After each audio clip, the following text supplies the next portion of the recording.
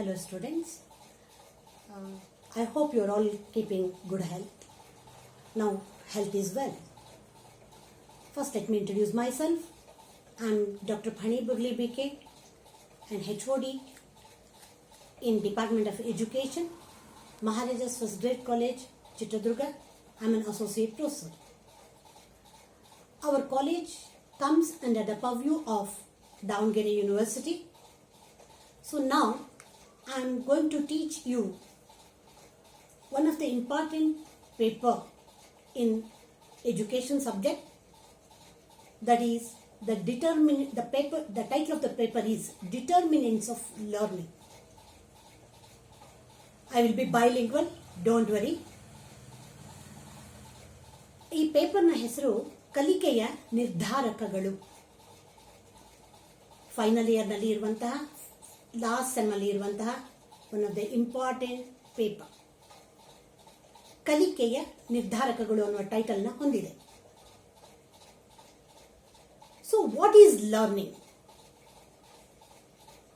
Generally we say learning is the addition of characteristics, the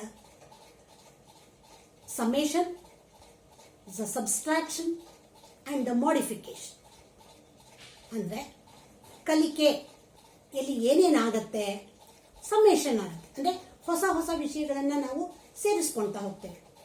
ಅಷ್ಟೇ ಅಲ್ಲ, will do subtraction also. ಕೆಲವೊಂದು ಸಂದರ್ಭಗಳಲ್ಲಿ ನಾವು ಕಲಿತದ್ದನ್ನು ತಪ್ಪಾಗಿ ಕಲ್ತು ಬಿಟ್ಟಿರ್ತೀವಿ.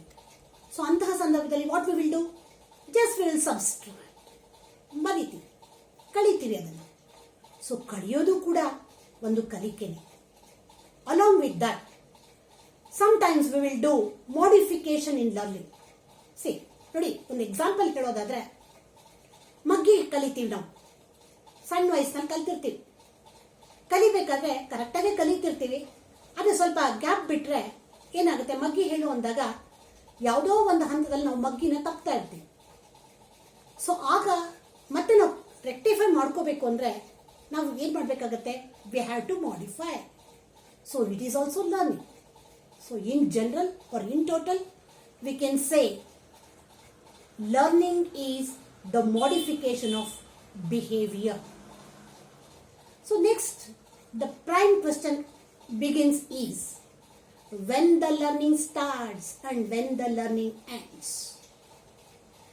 In the terms of psychology of learning, the beginning of learning is life or birth, and ceasing of learning is death.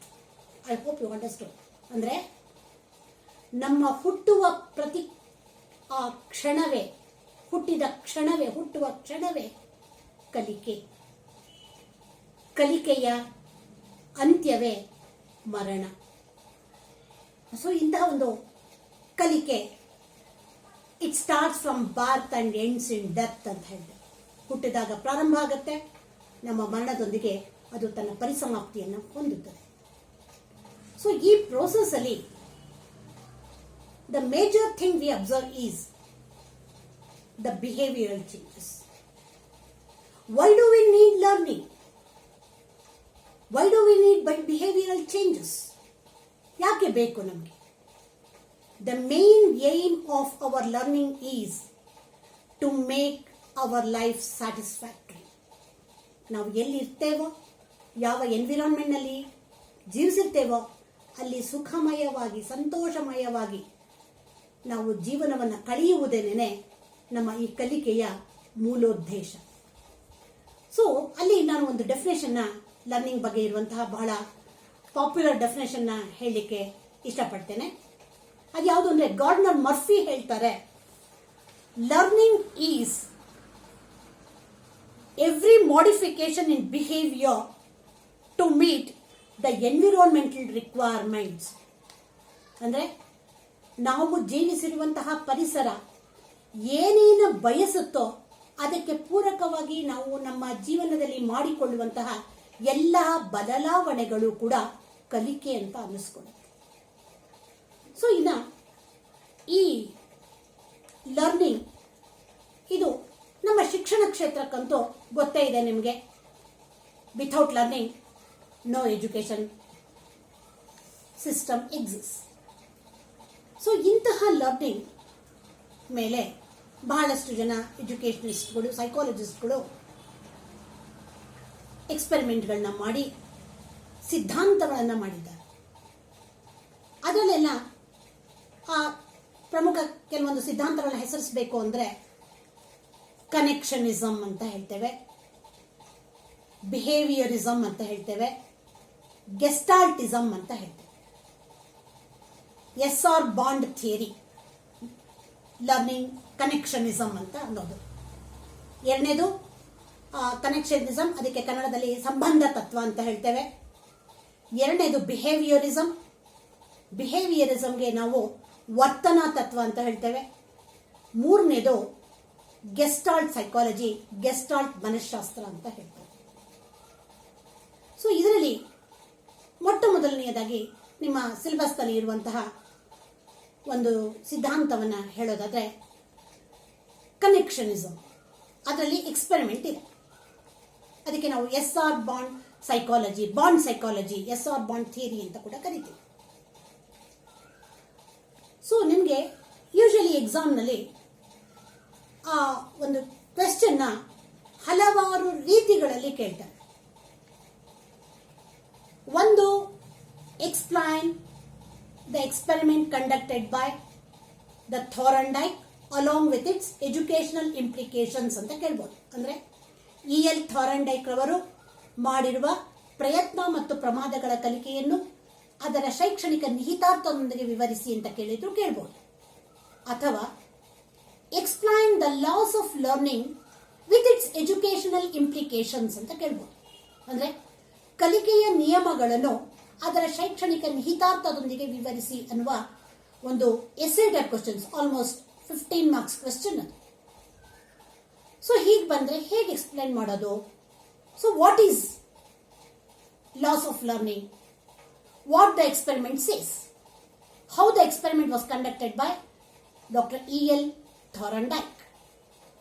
So ಈ E L. ಥಾರ್ನ್ಡೈಕ್ನ ಎಕ್ಸ್ಪೆರಿಮೆಂಟ್ನ ಹೇಳೋದಾದ್ರೆ, ಅವನು ಒಬ್ಬ ಎಸ್.ಆರ್. ಬಾಂಡ್ ಥಿಯರಿಯನ್ನು, ಬಾಂಡ್ ಸಿದ್ಧಾಂತವನ್ನು ಪ್ರಚುರಪಡಿಸಿದಂತಹ ಒಂದು ಮಹಾನ್ ಮನಃಶಾಸ್ತ್ರಜ್ಞ. ಅವನು ಈ ಎಕ್ಸ್ಪೆರಿಮೆಂಟ್ನಲ್ಲಿ ಯಾವ ರೀತಿ ಕಲಿಕೆ ನಡೆಯುತ್ತೆ ಅನ್ನೋದನ್ನ ತೋರಿಸಲಿಕ್ಕೆ ಪ್ರಯತ್ನ ಪಡ್ತಾನೆ. ಅಂದರೆ ಇವನ ಪ್ರಕಾರ ಎಸ್ ಮತ್ತು ಆರ್ ನಡುವಣಗಳ ಬಾಂಡ್ ಏನೇ ಕಲಿಕೆ ಆಗುತ್ತೆ. ಎಸ್ ಅಂದರೆ ಸ್ಟಿಮ್ಯುಲಸ್, ಪ್ರಚೋದನೆ. ಆರ್ ಅಂದರೆ ರೆಸ್ಪಾನ್ಸ್, ಪ್ರತಿಕ್ರಿಯೆ. ಪ್ರಚೋದನೆ ಹಾಗೂ ಪ್ರತಿಕ್ರಿಯೆಗಳ ನಡುವಣ ಸಂಬಂಧವೇ ಕಲಿಕೆ ಅಂತ ಹೇಳ್ತಾನೆ.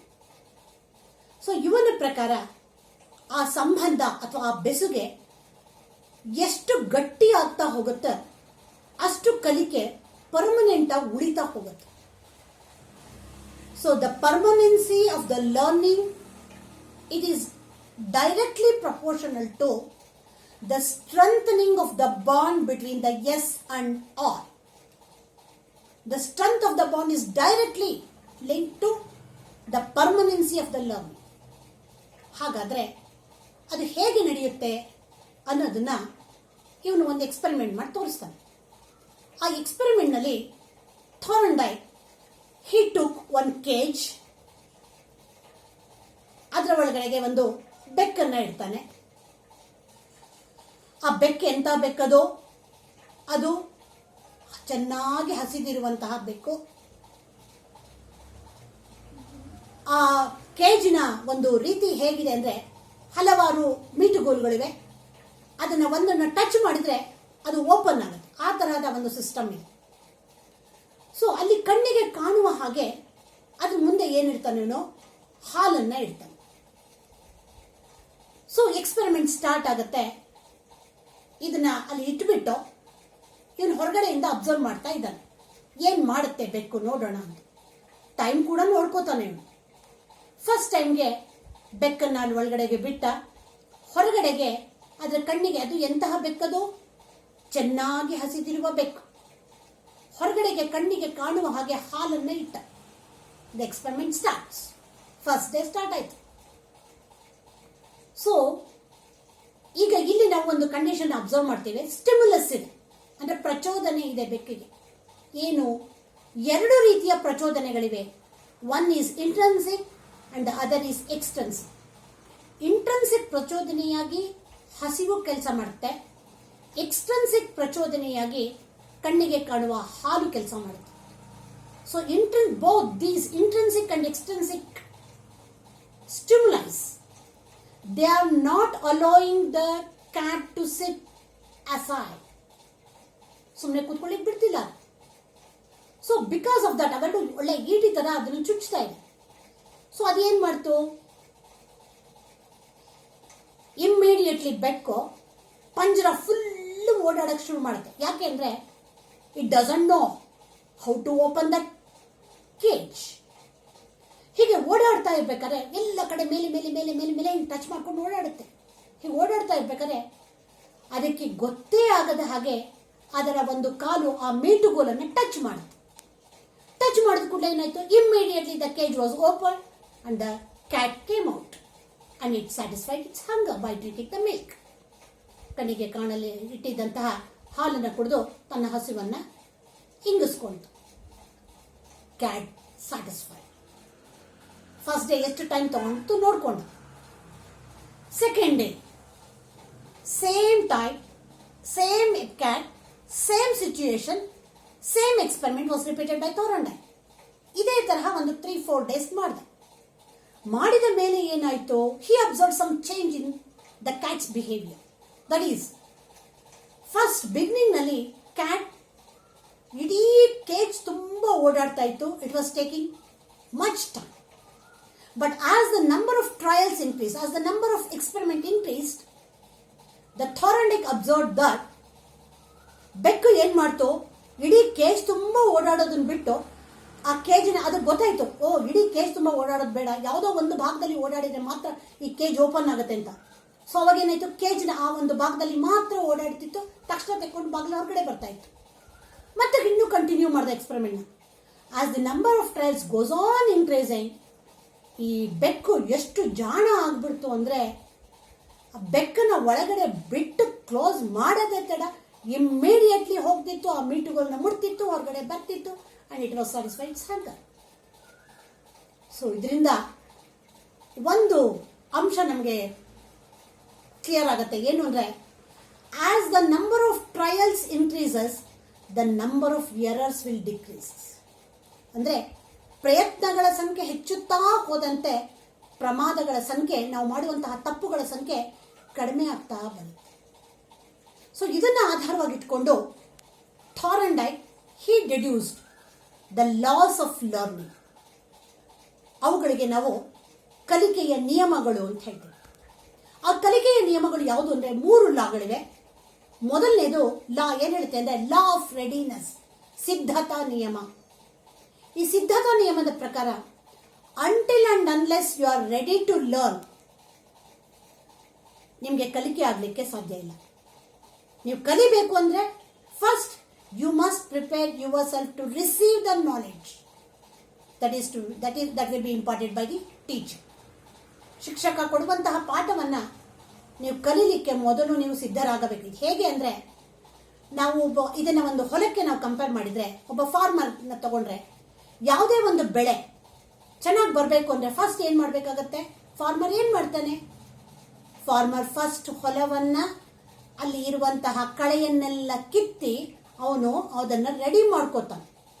ಇಲ್ಲ ಅಂದ್ರೆ ನೀವು ಬೀಜ ಬಿತ್ತಿದ್ರೆ ಬೆಳೆ ಬರುತ್ತೆ, ಆದ್ರೆ yield ಕಮ್ಮಿ ಇರುತ್ತೆ. So same applies even in our education. So first ಅದಕ್ಕೆ ನಾವೇನ್ ಮಾಡಬೇಕು, we have to prepare the minds of the children to receive the knowledge what is going to be important. ಶಿಕ್ಷಕ ಕೊಡುವ ಪಾಠವನ್ನ ರಿಸೀವ್ ಮಾಡ್ಕೊಳ್ಳೋದಿಕ್ಕೆ ಸಿದ್ಧರಾಗೋ ಹಾಗೆ ಮಾಡ್ಕೋಬೇಕು. ಇದನ್ನ ಆಧಾರವಾಗಿಟ್ಕೊಂಡು ನಮ್ಮ ಸೈಕಾಲಜಿನಲ್ಲಿ ಒಂದು ಫೇಮಸ್ ಸೇಯಿಂಗ್ ಇದೆ. ಏನಂದ್ರೆ, you can ride the horse into the water but you can't make it to drink until it wants to drink ಅಂತ ಹೇಳ್ತೀವಿ. ಅಂದ್ರೆ ನೀವು ಕುದುರೆನ ನೀರಿಗೆ ಕರ್ಕೊಂಡು ಹೋಗ್ಬೋದು, ನದಿನಲ್ಲೇ ನಿಲ್ಲಿಸ್ಬೋದು, ನದಿ ಮಧ್ಯದಲ್ಲೇ ನಿಲ್ಲಿಸ್ಬೋದು, ಅದರ ಮೂತಿಯನ್ನು ಬಲವಂತವಾಗಿ ನೀವು ಬದಲಬಹುದು, ಆದರೆ ನೀರು ಕುಡಿಯುತ್ತೆ ಅನ್ನೋ ಗ್ಯಾರಂಟಿ ಇಲ್ಲ. ಅದೇನೇನೆ ಕುದುರೆಗೇನೆ ಬಾಯಾರಿಕೆ ಆದರೆ ತಾನೇ ನೀರನ್ನು ಹುಡುಕೊಂಡು ಹೋಗುತ್ತೆ. ಸೊ ಅದೇ ತರಹನೇ ನಾವು ಏನು ಮಾಡಬೇಕು ಅಂದರೆ, ಮೊದಲು ಪಾಠ ಮಾಡೋದಕ್ಕಿಂತ ಮೊದಲು we have to prepare the minds of the children to receive the knowledge. So ಅದಕ್ಕೋಸ್ಕರನೇ ಎಲ್ಲ ಟೀಚರ್ಗಳು ಕೂಡ ಮುಖ್ಯವಾಗಿ ಗಮನದಲ್ಲಿ ಇಟ್ಕೋಬೇಕಾದ್ದು ಅಂದರೆ, ಯಾವುದೇ ಪಾಠ ಮಾಡಬೇಕಾಗ್ಲಿ introduction places a very very vital role. Introduction ಇರಬೇಕು. ವಿತೌಟ್ ಇಂಟ್ರೊಡಕ್ಷನ್ ಪಾಠ ಮಾಡೋ ಹಾಗೆ ಇಲ್ಲ. ಪಾಠ ಮಾಡಿದ್ರೆ ಅಂದರೆ ಹೇಗೆ ಕಳೆಯಲ್ಲಿ ಇರುವಂತಹ ಹೊಲದಲ್ಲಿ ಬಿತ್ತೂ ಕೂಡ ಬೇಕಾದಂತಹ ಬೆಳೆಯನ್ನು ಪಡೀಲಿಕ್ಕೆ ರೈತ ವಿಫಲನಾಗ್ತಾನೋ ಹಾಗೆ ನಾವು ಕೂಡ ವಿಫಲ ಆಗ್ತೀವಿ. ಸೊ ಇದು ಇದರ ಶೈಕ್ಷಣಿಕ ನಿಹಿತಾರ್ಥ. ಅಂದರೆ ಯಾವುದೇ ಒಂದು ಗುಡ್ ಲೆಸನ್ ಆಗಬೇಕು ಅಂದರೆ first introduction is daily needed. And the second law of this theory is law of effect, ಪರಿಣಾಮ ನಿಯಮ. ಅಂದರೆ ನಾವು ಮಾಡಿದಂತಹ ಪಾಠ ಪರಿಣಾಮವನ್ನು ಬೀರಬೇಕು ಅಂದರೆ ನಾವು ಪಾಸಿಟಿವ್ ಅಂಡ್ ನೆಗೆಟಿವ್ ರೀಇನ್ಫೋರ್ಸ್ಮೆಂಟ್ಗಳನ್ನು ಉಪಯೋಗಿಸಬೇಕಾಗುತ್ತೆ. ಅಂದರೆ ಮಕ್ಕಳಿಗೆ ಮಧ್ಯ ಮಧ್ಯ ಪ್ರಶ್ನೆ ಕೇಳಬೇಕು. ಪ್ರಶ್ನೆ ಕೇಳಿದಕ್ಕೆ ಮಕ್ಕಳು ಉತ್ತರ ಹೇಳಿದಾಗ ಗುಡ್, ಬ್ಯಾಡ್, ಎಕ್ಸಲೆಂಟ್, ಸೂಪರ್ ಅಂತ ಹೇಳಿ ಪ್ರೈಸ್ಗಳನ್ನು ಕೊಡೋದು. ಹೀಗೆಲ್ಲ ಮಾಡಿದಾಗ ಡೆಫಿನೆಟ್ಲಿ ಮಕ್ಕಳು ಆ ಅಂತಹ ಎಫೆಕ್ಟ್ನಿಂದ ಮುಂದೆ ಹೆಚ್ಚು ಕಲೀಲಿಕ್ಕೆ ಬಯಸ್ತಾರೆ. ಇದನ್ನು ನಾವು ನಮ್ಮ ಬೆಕ್ಕಿನ ಎಕ್ಸ್ಪೆರಿಮೆಂಟ್ನಲ್ಲೂ ಕೂಡ ಕಾಣ್ಬೋದು. ಲಾ ಆಫ್ ಎಫೆಕ್ಟ್ ಅನ್ನು ಹೇಗೆ ಪರಿಣಾಮ ಬೀರ್ತದೆ ಅಂತ ಯೋಚನೆ ಮಾಡೋಣ. ಈಗ ಬೆಕ್ಕು ಹೊರಗಡೆ ಬಂತು ಅಂತ ಇಟ್ಕೊಳ್ಳೋಣ. ಪ್ರಯತ್ನ ಪಟ್ಟು ಹೊರಗಡೆ ಬಂತು. ಹೊರಗಡೆ ಬಂದಾಗ ಅಲ್ಲಿಯವರೆಗೂ ಕಾಣುವಂತೆ ಇಟ್ಟಿದ್ದಂತಹ ಹಾಲನ್ನು ನೀವೇನಾದ್ರು ತೆಗೆದುಬಿಟ್ಟಿದ್ದೆ ಆದರೆ ಬೆಕ್ಕು ಏನು ಮಾಡುತ್ತೆ? ಯೋಚನೆ ಮಾಡುತ್ತೆ, ನಾನು ಯಾಕೆ ಕಷ್ಟಪಟ್ಕೊಂಡು ಹೊರಗಡೆ ಬರಬೇಕು, ನನಗೇನು ಸಿಗಲ್ಲ ಅಂದರೆ ಆ ಥರ ಆಗುತ್ತೆ. ಸೊ ಅದೇನೇ ಬೆಕ್ಕು ಒಳಗಡೆಯಿಂದ ಕಷ್ಟಪಟ್ಕೊಂಡು ಹೊರಗಡೆ ಬಂದ ಕೂಡಲೇ ಅದಕ್ಕೆ ಸ್ಯಾಟಿಸ್ಫ್ಯಾಕ್ಷನ್ ಸಿಕ್ಕಾಗ ನೆಕ್ಸ್ಟ್ ಡೇ ಮತ್ತೆ ಪ್ರಯತ್ನಕ್ಕೆ ಹೋಗುತ್ತೆ. ಅದೇ ರೀತಿಯಲ್ಲೇ ನೀವು ಪಾಠವನ್ನು ಮಾಡಿದಾಗ, ಮಕ್ಕಳಿಗೆ ಪ್ರಶ್ನೆಗಳನ್ನು ಕೇಳಿದಾಗ, ಮಕ್ಕಳು ಉತ್ತರಗಳನ್ನು ಕೊಟ್ಟಾಗ ನೀವು ಅವ್ರಿಗೆ ಗುಡ್, ಎಕ್ಸಲೆಂಟ್, ಫೇರ್ ಅನ್ನುವ ಈ ಪ್ರೈಸ್ಗಳನ್ನು ಕೊಡೋದು, ಬಿರುದುಗಳನ್ನು ಕೊಡೋದು, ಬೆನ್ನು ಚಪ್ಪರಿಸೋದು, ಹೀಗೆಲ್ಲ ಮಾಡಿದಾಗ ಡೆಫಿನೆಟ್ಲಿ ಅದು ಪರಿಣಾಮವನ್ನು ಬೀರಿ ಮಕ್ಕಳ ಕಲಿಕೆಯನ್ನು ಇನ್ನೂ ಹೆಚ್ಚಾಗಿ ಪ್ರಚೋದಿಸುತ್ತದೆ. ಸೊ ಅದಕ್ಕೆ ನೋಡಿ, ನಾವೆಲ್ಲ ಸಣ್ಣವರಿದ್ದಾಗ ಮಕ್ಕಳಿಗೆ ಟೀಚರ್ಗಳು ಕೊಟ್ಟಂತಹ ಹೋಮ್ವರ್ಕ್ಗಳಿಗೆ ಲಾಸ್ಟ್ ಸ್ಕೂಲ್ ಆದಮೇಲೆ ನಾವು ಕೂತ್ಕೊಂಡು ಲೆಕ್ಕ ಹಾಕ್ತಾ ಇದ್ವಿ. ನಾವುಗಳು ಎಷ್ಟು ಬಿದ್ದಿದೆ, ಗುಡ್ ಎಷ್ಟು ಬಿದ್ದಿದೆ, ಫೇರ್ ಎಷ್ಟು ಬಿದ್ದಿದೆ. ಇನ್ನೊಬ್ರಿಗೆ ಯಾರನ್ನ ಒಂದು ಜಾಸ್ತಿ ಬಿತ್ತು ಅಂದರೆ ನೆಕ್ಸ್ಟ್ ಡೇ ನಮಗೆ ಕಾಂಪಿಟೇಷನ್ ಬರ್ತಿತ್ತು, ಅವ್ರಿಗಿನ್ನ ನಾವು ಜಾಸ್ತಿ ತಗೋಬೇಕು ಅಂತ. ಅದೇನದು? It is the law of effect. So ಆದರೆ ಇದರ ಎಜುಕೇಷನಲ್ ಇಂಪ್ಲಿಕೇಶನ್ ಏನು? ಕಂಪಲ್ಸರಿಯಾಗಿ ಎಲ್ಲ ಟೀಚರ್ಗಳು ಕೂಡ ಈ ರೀತಿಯ ಪರಿಣಾಮ ಬೀರುವ ತರಹ ಬೋಧನೆಯನ್ನು ಮಾಡಬೇಕು. ಮೂರನೇದು ಲಾ ಆಫ್ ಎಕ್ಸರ್ಸೈಸ್. ನೋಡಿ, ಒಂದು ಫೇಮಸ್ ಸೇಯಿಂಗ್ ಇದೆ, ಪ್ರಾಕ್ಟೀಸ್ ಮೇಕ್ಸ್ ಮ್ಯಾನ್ ಪರ್ಫೆಕ್ಟ್ ಅಂತ. ಕನ್ನಡದಲ್ಲಿ ಹೇಳೋದಾದ್ರೆ ಹಾಡ್ತಾ ಹಾಡ್ತಾ ರಾಗ, ಉಗುಳ್ತಾ ರೋಗ ಅಂತ ಹೇಳ್ತೀವಿ. ಅಂದರೆ ನಾವು ಯಾವುದೇ ಕಲಿತಂತಹ ವಿಷಯಗಳು ಪರಿಪಕ್ವವಾಗಿ ಉಳಿಬೇಕು ಅಂದರೆ ಪ್ರಾಕ್ಟೀಸ್ ಮಾಡಬೇಕು ನಾವು. ಸೊ ಅದಕ್ಕೋಸ್ಕರ ನಾವು ಏನು ಮಾಡಬೇಕಾಗತ್ತೆ? ನಾವು ಎಕ್ಸರ್ಸೈಸ್ ಮಾಡಬೇಕಾಗತ್ತೆ, ಎಕ್ಸರ್ಸೈಸನ್ನು ಕೊಡಬೇಕಾಗತ್ತೆ. ಎಕ್ಸರ್ಸೈಸ್ ಜಾಸ್ತಿ ಕೊಟ್ಟ ಹಾಗೂ ಕೂಡ ಏನಾಗ್ತಾ ಹೋಗುತ್ತೆ? ನಾವು ಎಕ್ಸ್ಪೆರಿಮೆಂಟ್ನಲ್ಲಿ ನೋಡಿದ್ವಿ, as the number of trials increases the number of errors will decrease. ಅಂದರೆ ಪ್ರಯತ್ನಗಳ ಸಂಖ್ಯೆ ಹೆಚ್ಚುತ್ತಾ ಹೋದಂತೆ ಪ್ರಮಾದಗಳ ಸಂಖ್ಯೆ ಕಡಿಮೆ ಆಗ್ತಾ ಬರುತ್ತೆ. ಸೊ ನಾವು ವಿದ್ಯಾರ್ಥಿಗಳಿಗೆ ಎಕ್ಸರ್ಸೈಸನ್ನು ಕೊಟ್ಟಾಗ, ಪಾಠ ಮಾಡಿದ ಮೇಲೆ ಅದಕ್ಕೆ ಪೂರಕವಾದಂತಹ ಎಕ್ಸರ್ಸೈಸ್ಗಳನ್ನ ಕೊಟ್ಟಾಗ ಮತ್ತೆ ಮನೆಯಲ್ಲಿ ಹೋಗಿ ವಿದ್ಯಾರ್ಥಿಗಳು ಅದನ್ನು ನೋಡ್ತಾರೆ. ನೋಡಿಬಿಟ್ಟು ಮತ್ತೆ ಆ ವಿಷಯಗಳನ್ನು ಕಲೀಲಿಕ್ಕೆ ಪ್ರಯತ್ನವನ್ನು ಪಡ್ತಾರೆ, ಮನನ ಮಾಡ್ಕೊಳ್ಳೋದಕ್ಕೆ ಪ್ರಯತ್ನ ಪಡ್ತಾರೆ. ಸೊ ಹೀಗೆ ಮಾಡಿದಾಗ ಆ ಕಲಿತಂತಹ ವಿಷಯ ಪರ್ಫೆಕ್ಟ್ ಆಗಿ ಮನಸ್ಸಿನಲ್ಲಿ ಉಳ್ಕೊಳ್ಳುತ್ತೆ. ಸೊ ಹೀಗೆ ಈ ಎಲ್ಲ law of readiness, law of effect and law of exercise, ಈ ಮೂರಕ್ಕೂ ಸೇರಿಸಿಬಿಟ್ಟು ನಾವೇನು ಹೇಳ್ತೇವೆ? ಲಾಸ್ ಆಫ್ ಲರ್ನಿಂಗ್ ಅಂತ ಹೇಳ್ತೀವಿ. ಇದರ ಶೈಕ್ಷಣಿಕ ನಿಹಿತಾರ್ಥ ಬಹುಶಃ ನಿಮ್ಗೆಲ್ರಿಗೂ ಗೊತ್ತಾಗಿದೆ ಅಂತ ತಿಳ್ಕೊತೇನೆ. ಇನ್ನು ಮುಂದಿನ ಕ್ಲಾಸ್ನಲ್ಲಿ ನಾವು ಮುಂದಿನ ಎಕ್ಸ್ಪೆರಿಮೆಂಟ್ಗಳನ್ನ ನೋಡೋಣ. Thank you all.